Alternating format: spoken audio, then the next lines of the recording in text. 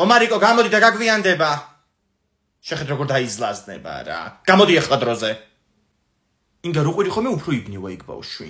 წეღა რო დაიყვირი კარაქიანი პურის მაგრად მაგიდის ტვილო მოკბიჩა. დი ტელეფონით დაწენმა ჯამავიწდა და ტელეფონით რო წავიდე. წადი ხომერე მე მოვალ წამოსაყვანად, მაინც ახლა ტაქსის ვიძახებ, მაგას გაგაყოლებ ნოვატორში. დანიშნულების ადგილი ნუცუბიძის 68, ეგ არის.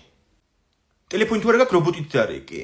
მე რა ვიცი ტუალეტის ქაღალდებს იპარავს ეგ რობოტი დარეკვაც შეიძლება. აი მე მართლა იმდენი რაღაცა ისწავლა ბავშვმა, შეიძლება ბოლოს მართლა რობოტით დარეკოს. კაი ასე მაინც რო სწავლობს კაცო, განვითარებულ ქვეყნებში სკოლებში ისწავლება ეს, მაგრამ ჩვენ შორს ვარ ჯერ მაგისგან. ერთმა ბავშვმა აწყო რობოტი და დააპროგრამა. ხო და ეხლა დედამის უთვალებს მაგ რობოტით თავის უფროს შვილს. უი მართლა? ძნელია მაგ რობოტის აწყობა? ინგა მე მგონი ჩვენში ესეთები არ მოსულა. ტიხავს. კაი ხო, რა ვქნა მშობელი ვარ კაცო. აჰა მოვიდა ტაქსი მიდი ჩადი სადარბაზოსთან დგას. ანასტასია შენ ტელეფონი რეკავს. გისმენთ?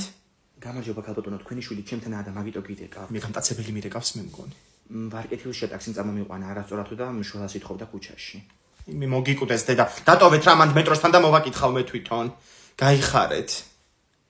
ინგე ხა შენ ცუცუბიზის 68 მივუწვდე რომ ვარკეთილში წახვიდე. პირდაპირ ისები გაუქმებიათ თურმე.